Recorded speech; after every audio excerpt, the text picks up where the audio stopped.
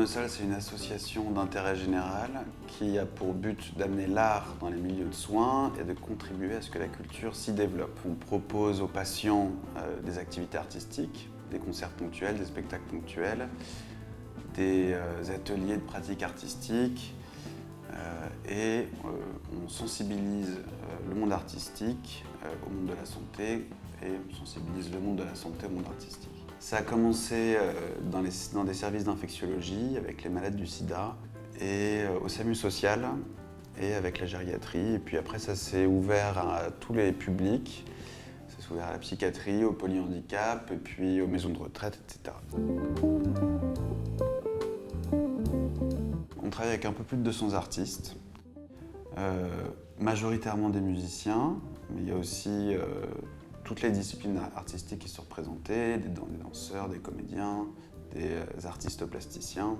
Ils sont tous rémunérés au tarif syndical. On essaie de proposer aux établissements une programmation éclectique et équilibrée, avec un aspect évidemment de plaisir, donc des choses plus connues, mais aussi avec un aspect de découverte et avec des répertoires plus exotiques ou plus techniques. Concrètement, on peut programmer du jazz, on peut programmer de la musique classique, de la musique lyrique, on peut programmer de la musique médiévale, on peut programmer du hip-hop, on peut programmer des chansons contemporaines, et beaucoup de musique du monde, bien sûr. C'est très large.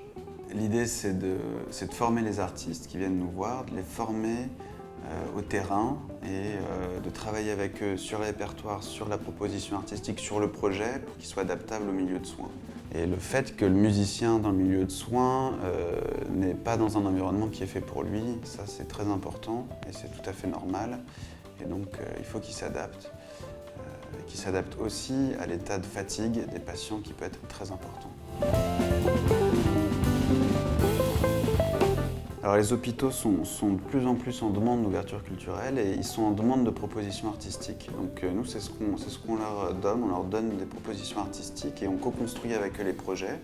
On passe des conventions en général annuelles et on met en place le projet le plus pertinent. Donc par exemple un projet de diffusion qui peut être 10 ou 20 concerts sur l'année dans plusieurs services.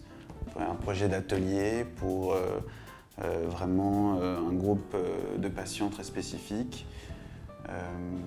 Et puis on peut aussi mettre en place des projets pour le personnel d'ailleurs. C'est du sur-mesure et aussi vraiment en termes de répertoire et de musiciens. C'est-à-dire que par exemple, on ne peut pas mettre 5 musiciens dans une chambre, donc il faut que ça soit des duos. C'est des répertoires, c'est des morceaux qui sont arrangés, qui sont réécrits pour être joués en duo. C'est des configurations musicales qui peuvent être originales, avec des instruments originaux.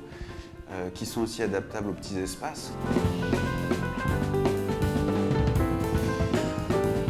Évidemment, la crise sanitaire a un gros impact pour nous. Tous nos projets ont été suspendus au premier confinement et certains sont encore suspendus, notamment ceux qui sont dans des hôpitaux généralistes et où des services d'aigus sont concernés. Mais ça a pas mal repris dans le médico-social et puis en gériatrie. Les hôpitaux étaient quand même très réactifs, beaucoup plus réactifs qu'on l'imaginait. Il y avait vraiment une appétence de leur côté de reprendre rapidement les activités culturelles parce qu'il y a eu beaucoup d'isolement pendant la période du Covid, beaucoup d'isolement de leurs patients. Et on a réussi à revenir sur le terrain, alors évidemment en respectant beaucoup de mesures, des mesures d'espacement, des mesures sanitaires. On a joué dans les jardins, on a joué sur les balcons, on a joué dans les couloirs. On est encore en période de crise, donc on est à peu près à 50% de notre activité.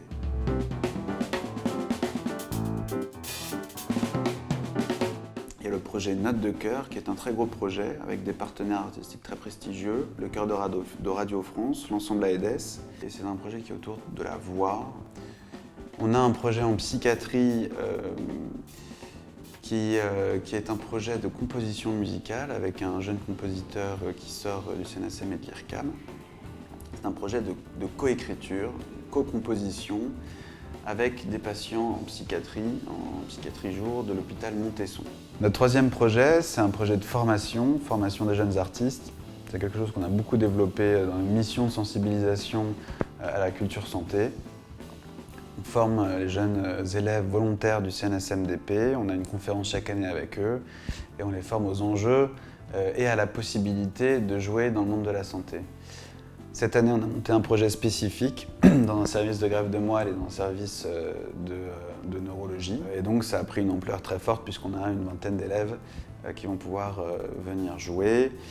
On est très heureux parce que ça montre que les jeunes musiciens et les jeunes artistes s'intéressent de plus en plus tôt à ces chemins détournés pour exercer leur art. Et ils montrent par là que les enjeux humains sont au centre de leurs préoccupations, ce qui est une très bonne chose.